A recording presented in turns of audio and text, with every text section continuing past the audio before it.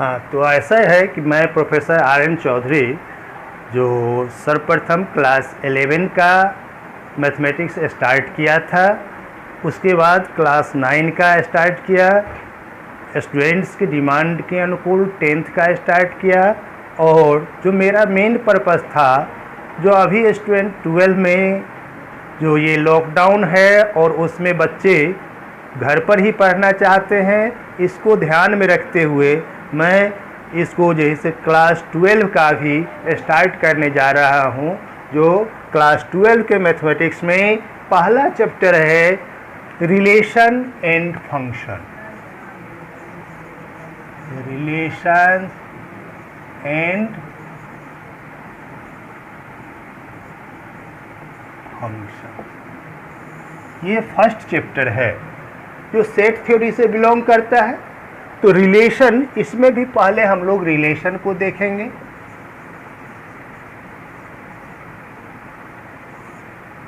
अब थोड़ा सा हम लोग इसके इंट्रोडक्शन में जाते हैं। इंट्रोडक्शन में जाते हैं जो क्लास 11 में भी आपने पढ़ा कि relation, what is relation, relation क्या होता है। तो उससे पहले हम लोग देखे कि कार्टेशियन प्रोडक्ट ऑफ सेट भी हम लोग देखे थे। तो कार्टेशियन प्रोडक्ट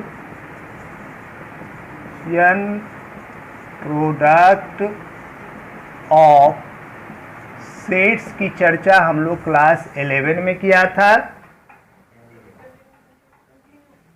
क्लास 11 में कार्टेशियन प्रोडक्ट ऑफ सेट्स की चर्चा हमने किया था। तो यहाँ भी थोड़ा सा हम लोग देख लें, तो थोड़ा सा हम बताते चल रहे हैं कि कार्टेशियन प्रोडक्ट सेट में अगर कोई सेट ए बी होता है और दूसरा सेट बी 1 2 होता है, तो Cartesian product of set A Cartesian product B हम लोग हमेशा लिखते हैं A1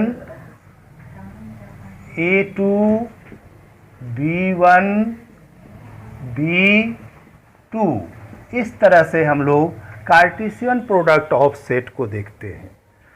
अब अगर सेम उसी सेट का कार्टेशियन प्रोडक्ट हमको लेना है, जैसे ए कार्टेशियन प्रोडक्ट ए, तो हम लोग देखेंगे कि A B Cartesian product A B, और इसको हम लोग लिखेंगे A B B A and B B. इस तरह से हम लोग कार्टेशियन प्रोडक्ट ऑफ सेट को डिनोट करते हैं। तो कार्टेशियन प्रोडक्ट ऑफ सेट यहाँ डिनोट किए, तो जैसे हम लोग इसमें लिए थे कि यहाँ पर एन ए इजकल टू हो गया 2 और एन बी भी 2 आया, तो हमारा ये n A Cartesian product B जो हुआ उसका हो जाएगा 2 × 2 यानी 4 हो गया। यानी कहने का मतलब कि इसका बराबर हो जाता है एन ए × एन बी के बराबर हो जाता है, इसकी संख्या के बराबर हो जाता है। अब यहाँ भी वही हाल होगी, यहाँ भी वही हाल होगी। अब कार्टेशियन प्रोडक्ट ऑफ सेट तो आपने देखा, उसी तरह अब हम लोग थोड़ा सा रिलेशन को देखें। तो रिलेशन क्या होता है कि relation is the subset of the Cartesian product of the set. कोई भी रिलेशन जो बनता है सेट ए से सेट बी में, तो सेट ए और सेट बी में जो कार्टेशियन प्रोडक्ट ऑफ सेट बनेगा उसी का जो सबसेट होगा उसी को हम लोग रिलेशन कहते हैं। अब आपको याद होगा कि सबसेट हम कैसे बनाते हैं।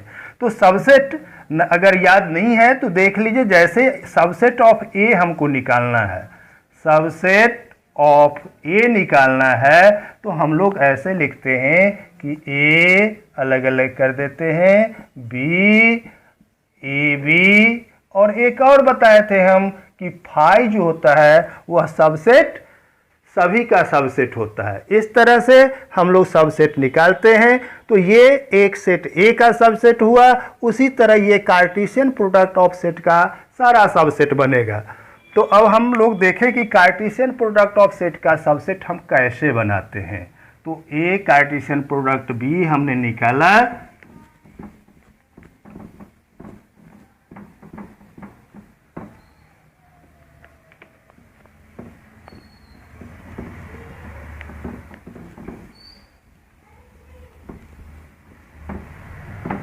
तो अगर इसका सबसेट हम देखें, subset of A Cartesian product B, अर्थात इसका बन जाएगा A1 फिर A2, A1 A2 एक साथ कर सकते, अलग अलग भी कर सकते हैं पहले। फिर ये हो गया B1 B2 B1 B और 1, फिर डॉट डॉट डॉट, फिर दो दो अगर लेते हैं तो A2 B1 फिर B1 B2 B1 B2 और इस तरह से फिर तीन तीन लेते हैं तो हमारा आएगा A1 A2 B1 फिर A2 B1 B2 and so on. फिर 4 लेंगे तो लास्ट में हमारा आ जाएगा 4 का A1 A2 B1 B2, ये सारे सबसेट्स हो जाएंगे, बहुत सारे सबसेट्स बनेंगे। तो इसमें टोटल अगर हम देखें तो टोटल सबसेट्स की संख्या कितनी हो जाएगी? Total number of subsets, total number of subsets is equal to 2 to the power n a Cartesian product b, अर्थात 2 to the power 4 यानी 16 सबसेट्स इसके बन जाएंगे। टोटल इसका सबसेट कितना बन जाएगा? 16 सबसेट बन जाएगा। अब इस सबसेट्स में से जितने भी सबसेट्स बनेंगे वो सारे सबसेट्स उसका रिलेशन कहलाता है। अब उस रिलेशन के लिए हम लोगों को जो भी लेना होगा वह सारे सबसेट्स को ले लेंगे तो रिलेशन बनेगा। जैसे अब हम लोग देखते हैं कैसे ये रिलेशन में कन्वर्ट करता है।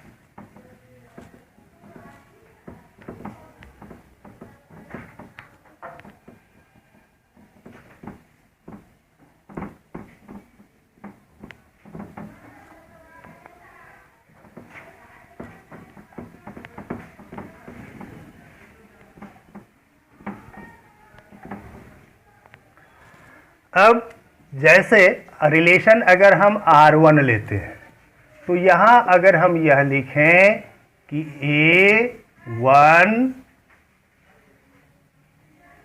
B1 it is the subset of A Cartesian product B, it is the subset of A Cartesian product B।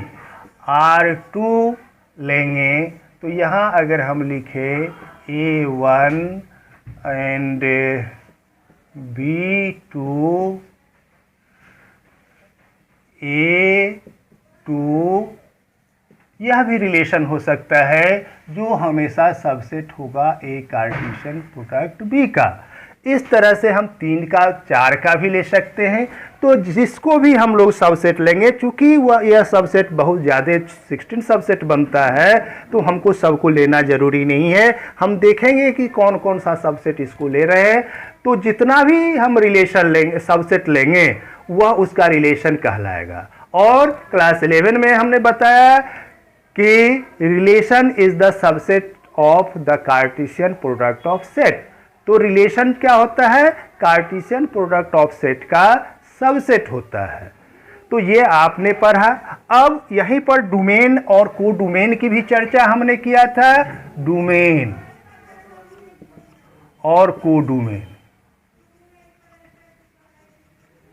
Domain में बताया गया था, या डोमेन में आप जानते हैं कि ये जो हमारा रिलेशन होगा, जो भी रिलेशन लेंगे उसका जो फर्स्ट मेंबर होगा उस सेट का, वह कहलाएगा डोमेन।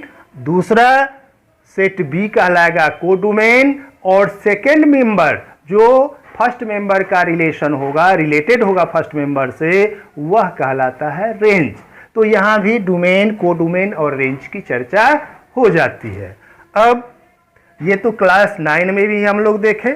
अब यहाँ पर हम लोग मेनली आते हैं कि उसी सेट का उसी सेट में रिलेशन, जैसे